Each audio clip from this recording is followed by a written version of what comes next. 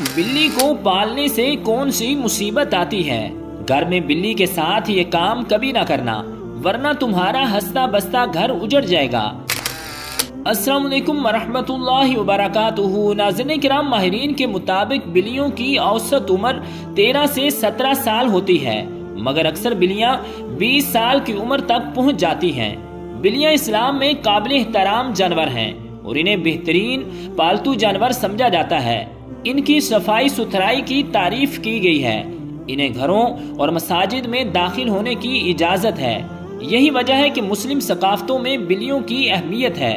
اسلام میں بلیوں کی اچھی طرح دیکھ بھال کرنے، ان کی قدر کرنے اور پیار کرنے کی تعلیم دی جاتی ہے۔ ناظرین کرام، کچھ مسلمانوں کا خیال ہے کہ پالتو بلی رکھنے سے آپ کے گھر میں فرشتے آتے ہیں۔ پیارے نبی حضرت محمد مصطفیٰ صلی اللہ علیہ وآلہ وسلم بذات خود ایک بلی سے محبت فرماتے تھے۔ بہت سے مسلمانوں کا خیال ہے کہ معزہ نامی ان کی پسندیدہ بلی تھی، البتہ حدیث میں اس خاص بلی کا کوئی ذکر نہیں ملتا۔ ناظرین کرام، بلیاں بظاہر ہمیں سوتی ہوئی نظر آتی ہیں، مگر حقیقت میں وہ بین جہتی مخلوق ہیں، یعنی کہ وہ مخلوق جن کا ذہن سونے کے دوران مادی دنیا سے نکل کر روحانی دنیا میں چلا جاتا ہے، جہاں پر وہ باقاعدگی سے ان مقامات کا دورہ کرتا ہے جہاں تک ہمارا ذہن نہیں جا سکتا، کیونکہ علم روح انسانی کے مطابق دو طرح کی دنیا وجود رکھتی ہے، ایک مادی دنیا جسے ہم دیکھ سکتے ہیں اور ایک روحانی دنیا جسے کہ ہم دیکھ نہیں سکتے بلکہ صرف محسوس کر سکتے ہیں، کیونکہ انسانی آنکھ صرف ایک محدود حد تک دیکھ سکتی ہے، جبکہ بلیاں تابکاری شعاعوں سے لے کر نشریاتی شعاعوں تک دیکھ سکتی ہیں، جس کی وجہ سے انہیں اثرات، روحیں، شیاطین اور بہت کچھ نظر آتا ہے۔ اور اسی لیے جس طرح سے کتے مادی دنیا میں ہماری نگرانی کرنے والے ہیں، بالکل اسی طرح بلیاں روحانی دنیا میں ہماری محافظ ہیں، اور اسی لیے قدیم مصری تہذیب میں بلیوں کو مقدس سمجھا جاتا تھا۔ کہتے ہیں کہ انسان نے بلی کو 10,000 سال پہلے سودایا پالتو بنایا تھا۔ بلی آج کے دور میں سب سے زیادہ پالتو جانوروں میں سے ایک ہے۔ بلیوں کو پہلے شاید اس وجہ سے سودایا گیا کہ یہ چوہے کھاتی تھیں، اور اکثر اوقات جہاں اناج محفوظ کیا جاتا ہے وہاں انہیں پالا جاتا تھا۔ بعد ازاں ان کو انسان دوست اور پالتو جانور کے طور پر بھی پالا جانے لگا۔ فقہا کا کہنا ہے کہ گھر میں بلی پالی جا سکتی ہے، ایسا کرنے میں کوئی حرج نہیں ہے، کیونکہ بلی نہ ہی موذی جانور ہے اور نہ ہی نجس ہے۔ ہر شخص کو معلوم ہے اس میں کوئی نقصان والی بات نہیں ہے، بلکہ بلی گھر میں رکھنا فائدے مند ہے۔ یہ گھر میں پیدا ہونے والے کیڑے مکوڑے اور چوہے وغیرہ کھا جاتی ہے۔ بلیوں کو قدیم دور کے بعد مشرق قریب میں عقیدت دی گئی، اور اسلام نے اس روایت کو اپنے بہترین انداز میں اپنا لیا، جو اس عقیدت سے بالکل ہٹ کر ہے جو دیگر قدیم مذاہب میں بلی کو دی گئی۔ کچھ مذاہب میں بلی کو ناپاک سمجھا جاتا ہے تو کچھ مذاہب میں اسے حلال جان کر کھایا بھی جاتا ہے، جبکہ اسلام نے ایک طرف ان کا گوشت کھانے سے منع کیا ہے اور دوسری طرف ان کے ساتھ پیار و محبت اور حسن سلوک کرنے کی تلقین بھی کی ہے۔ ناظرین کرام، ایک صحابی کی کنیت ہی ابو ہریرہ یعنی بلیوں والا پڑ گئی تھی۔ آپ کا اصل نام عبد الرحمن ہے، کنیت ابو ہریرہ ہے۔ کنیت رکھنے کی وجہ یہ ہے کہ آپ کے پاس ایک بلی تھی جس کو آپ اپنے ساتھ رکھا کرتے تھے، اسی لیے آپ رضی اللہ تعالی عنہ کی کنیت ابو ہریرہ پڑ گئی۔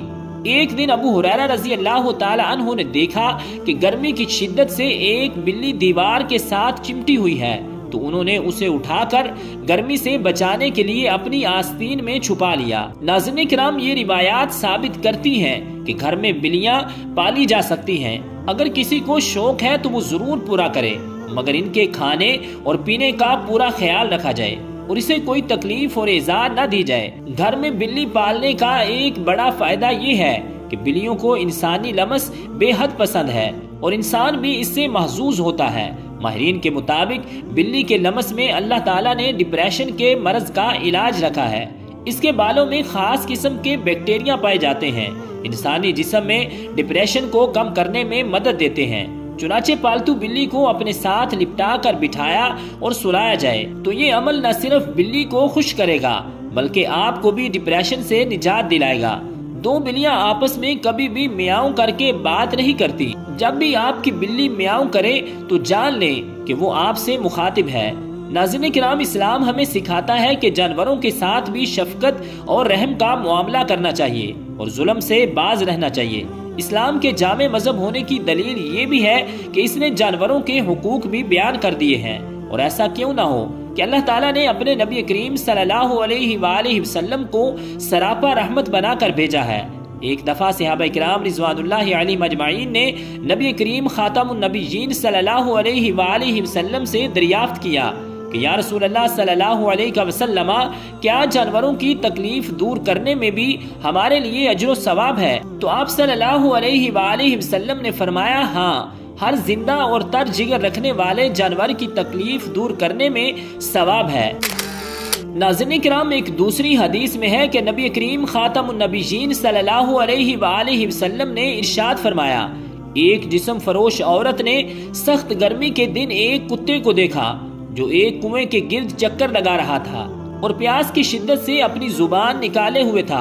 چنانچہ اس عورت نے اپنے چمڑے کے جوتے سے کنویں میں سے پانی نکالا اور اس کتے کو پلا دیا، تو اللہ تعالیٰ نے اس کے اس عمل کی وجہ سے اس کی مغفرت فرما دی۔ ناظرین کرام، آدمی جو کھیتی کرتا ہے یا باغ لگاتا ہے اور اس کی کھیتی اور درخت سے کوئی جانور یا پرندہ کچھ کھا لیتا ہے یا چگ لیتا ہے تو اس میں بھی مالک کو ثواب ملتا ہے، خاص صاحب کھیت اور درخت والے کو اس کا علم نہ ہو۔ نبی کریم خاتم النبیین صلی اللہ علیہ وآلہ وسلم نے ارشاد فرمایا، جو مسلمان کوئی درخت لگاتا ہے یا کھیتی کرتا ہے اور اس درخت یا کھیتی میں سے کوئی چڑیا یا آدمی یا جانور کھاتا ہے تو اس لگانے والے یا بونے والے کو صدقے کا ثواب ملتا ہے۔ ناظرین کرام، جانور کو قتل کر کے یوں ہی پھینک دینا اور اس سے فائدہ حاصل نہ کرنا اور اس کو کام میں نہ لانا درست نہیں ہے، اس لیے کہ اللہ تعالیٰ نے اس کے ذبح کو جائز قرار دیا ہے۔ رسول کریم صلی اللہ علیہ وآلہ وسلم نے ارشاد فرمایا، جس شخص نے چڑیا یا کسی بھی جانور کو ناحق قتل کیا تو اللہ تعالیٰ قیامت کے دن اس سے اس کے بارے میں سوال کرے گا۔ کسی نے دریافت کیا، یا رسول اللہ صلی اللہ علیہ وسلم، اس کا حق کیا ہے؟ تو آپ صلی اللہ علیہ وآلہ وسلم نے ارشاد فرمایا، اس کا حق یہ ہے کہ تم اس کو ذبح کر کے کھاؤ، نہ یہ کہ اس کا سر کاٹ کر اسے پھینک دو۔ رسول اللہ صلی اللہ علیہ وآلہ وسلم نے ارشاد فرمایا، جس نے کسی چڑیا کو بلا فائدہ قتل کیا تو وہ قیامت کے دن اللہ تبارک و تعالیٰ سے فریاد کرے گی کہ اے اللہ، اس نے مجھے بیکار قتل کیا اور مجھے فائدے کے لیے قتل نہیں کیا تھا۔ ناظرین کرام، اللہ تعالیٰ نے بعض جانوروں کو ذبح کر کے ان کے گوشت سے انتفاع جائز قرار دیا ہے۔ ایسے جانوروں کو ذبح کرنا شریعت کے منشا کے عین مطابق ہے، لیکن اس میں بے راہ روی اور ظلم و زیادتی ناروا اور غیر درست ہے۔ ذبح کے سلسلے میں چند فرمان رسول اور آداب ملاحظ فرمائیں۔ نبی کریم صلی اللہ علیہ وآلہ وسلم نے ذبح کے چند آداب بیان فرمائے ہیں۔ نمبر 1، اچھی طرح ذبح کرنا۔ نمبر 2، ذبح سے پہلے چھری تیز کر لینا۔ نمبر 3، ذبح کے جانور کو ٹھنڈا ہونے کے بعد اس کی کھال اتارنا۔ نمبر 4، قربانی کے لیے جانور کو گھسیٹ کر نہ لے جانا۔ ناظرین کرام، حضرت عمر رضی اللہ تعالی عنہ نے ایک آدمی کو دیکھا جو ایک بکری کو ذبح کرنے کے لیے اس کی ٹانگ پکڑ کر گھسیٹتا ہوا لے جا رہا تھا، تو انہوں نے اس سے فرمایا، اس کو ذبح کرنے کے لیے اچھے طریقے سے لے کر جاؤ۔ نمبر 5، ایک جانور کے سامنے دوسرے جانور کو ذبح نہ کرنا۔ اور نمبر 6، ذبح کرنے والے جانور کے سامنے چھری تیز نہ کرنا۔ نمبر 7، ذبح کے لیے جانور کو بے دردی سے نہ گرایا جائے۔ ناظرین کرام، دنیا میں 5 جانور اور پرندے ایسے ہیں جن کی دعا اللہ تعالیٰ فوراً قبول فرماتا ہے۔ یہ جن کے حق میں بد دعا کر دیں تو اللہ تعالیٰ ان کی بد دعا بھی فوراً قبول فرماتا ہے۔ حضرت سیدنا سلیمان علیہ السلام کو پتہ چلا کہ ایک شخص نے کتے کو زہر دے کر مار دیا تو آپ جلال میں آ گئے۔ حضرت سلیمان علیہ السلام اللہ تعالیٰ کے برگزیدہ نبی تھے اور آپ حضرت داؤد علیہ السلام کے فرزند تھے۔ آپ کا نسب حضرت سیدنا ابراہیم علیہ السلام سے جا ملتا ہے۔ حضرت سلیمان علیہ السلام کو اللہ تعالیٰ نے بہت سے معجزات سے نوازا تھا۔ آپ کا سب سے بڑا معجزہ یہ تھا کہ آپ جانوروں کی زبان سمجھتے تھے۔ اللہ تعالیٰ نے جانوروں کو آپ کے تابع فرمایا ہوا تھا۔ جانوروں کو، ہوا کو، شیاطین کو اللہ تعالیٰ نے آپ کے تابع کیا ہوا تھا، اور کمال کی بات یہ تھی کہ آپ جانوروں کی زبان بھی بول لیتے تھے۔ حضرت سلیمان علیہ السلام کو پتا چلا کہ کسی شخص نے کتے کو زہر دے کر مار دیا ہے، تو حضرت سلیمان علیہ السلام کتے کو مارنے والے شخص کے گھر پہنچے۔ جب اس کے گھر پہنچے تو جب اس نے دیکھا کہ شہنشاہ وقت اور نبی میرے گھر میں آئے ہیں تو وہ خوشی سے نہال ہو گیا۔ دست ادب کو جوڑ کر عرض گزار ہوا، حضرت آپ نے آنے کی زحمت کیوں کی؟ آپ مجھے حکم کر دیتے تو میں سر کے بل آپ کی خدمت میں حاضر ہوتا۔ آنے کی وجہ کیا ہے؟ تو حضرت سلیمان علیہ السلام نے فرمایا، جلدی کرو، ابھی اور اسی وقت گاؤں والوں کو اکٹھا کرو، میں آپ لوگوں سے کچھ کہنا چاہتا ہوں۔ اگر تم میری ان نصیحتوں پر عمل کرو گے تو تمہاری دنیا بھی سنور جائے گی اور تمہاری آخرت بھی سنور جائے گی۔ اگر تم میری ان نصیحتوں پر عمل نہیں کرو گے تو یاد رکھنا تمہاری نسلیں اجڑ جائیں گی۔ آپ علیہ السلام کے حکم پر سارے کا سارا گاؤں ایک جگہ اکٹھا ہو گیا۔ حضرت سلیمان علیہ السلام نے خطاب فرمایا۔ آپ نے فرمایا، لوگوں، دنیا میں 5 جانور اور پرندے ایسے رہتے ہیں جن کی دعا اور بد دعا فوراً قبول ہوتی ہے۔ ان کی بد دعا سے بچنا، ان جانوروں کی خدمت کرنا، ان پرندوں کو پانی پلانا، انہیں دانا ڈالنا، ان سے دعا لینے کی کوشش کرنا۔ میں نے بڑے بڑے متقی، پرہیزگار اور درویشوں کو دیکھا ہے جن کے دن روزے میں گزرتے ہیں، جن کی ساری رات عبادات میں گزرتی ہیں، لیکن ان پرندوں اور ان جانوروں سے لی گئی بد دعا نے ان کی تمام عبادات کو ضائع کر دیا۔ لوگوں نے پوچھا، حضرت وہ کون سے پرندے اور جانور ہیں جن کی دعا اور بد دعا فوراً قبول ہو جاتی ہے؟ تو حضرت سلیمان علیہ السلام نے فرمایا، نمبر 1 کبوتر۔ کبوتر ایک ایسا پرندہ ہے جو اللہ تعالیٰ کے نبیوں سے محبت کرتا ہے، جو اللہ تعالیٰ کی عبادت میں مصروف رہتا ہے اور ہر وقت اس کی زبان پر ذکر الہی جاری رہتا ہے۔ کبوتر جب نیند سے اٹھتا ہے تو اٹھتے ہی اللہ کا ذکر کرتا ہے، پھر اللہ کا ذکر پورا دن ہی کرتا رہتا ہے۔ کبوتر جب پرواز کرتا ہے تو پرواز کرتے وقت بھی یہ اللہ پڑھتا ہے، ادھر سے اللہ کا ذکر کرتا جاتا ہے اور ادھر سے پرواز بڑھتی جاتی ہے۔ پرواز کرتے کرتے بہت زیادہ بلندی پر پہنچ جاتا ہے، اللہ کا ذکر اسے بہت بلندی پر پہنچا دیتا ہے۔ فرمایا، نمبر 2 میں نے بہت سے متقی پرہیزگاروں کو دیکھا، درویشوں کو دیکھا، بہت بڑے عبادت گزاروں کو دیکھا۔ دعا ان کی بھی اتنی جلدی قبول نہیں ہوتی جتنی جلدی بلی کی دعا قبول ہوتی ہے۔ بلی جب کسی کے حق میں دعا کرتی ہے فوراً اس کی دعا قبول ہوتی ہے، اور بلی جس کے حق میں بد دعا کرتی ہے وہ بھی قبول ہو جاتی ہے۔ ناظرین کرام، بلی پر ظلم نہ کیا کرو، بلی کو مت مارا کرو، اگر ہو سکے تو بلی کو دودھ پلایا کرو، اس سے دعا لینے کی کوشش کیا کرو، اور اگر تم اس سے بد دعا لوگے تو تمہاری نسلیں برباد ہو جائیں گی۔ بلی پر تشدد کرو گے تو تمہارا گھر پریشانیوں کی دلدل میں پھنس جائے گا، تمہارے گھر کو پریشانیاں آن گھیریں گی۔ ناظرین کرام، رسول کریم صلی اللہ علیہ وآلہ وسلم نے فرمایا، معراج کی رات میں نے جب جہنم میں جھانک کے دیکھا تو ایک عورت دردناک عذاب میں مبتلا تھی۔ میں نے پوچھا، اس عورت کو عذاب کیوں دیا جا رہا ہے؟ تو جبریل علیہ السلام نے مجھے بتایا، یا رسول اللہ صلی اللہ علیہ وسلم، یہ وہ عورت ہے جس نے بلی کو اپنے گھر میں اس حال میں باندھ رکھا تھا کہ نہ تو یہ بلی کو دودھ پلاتی تھی نہ تو یہ بلی کو پانی پلاتی تھی، اور بلی وہیں پیاسی ہی تڑپتی مر گئی۔ بلی کا پیاس کی وجہ سے تڑپنا اس کی تباہی کا ذریعہ بن گیا، بس بلی کی بد دعا نے اسے دردناک عذاب میں مبتلا کر دیا۔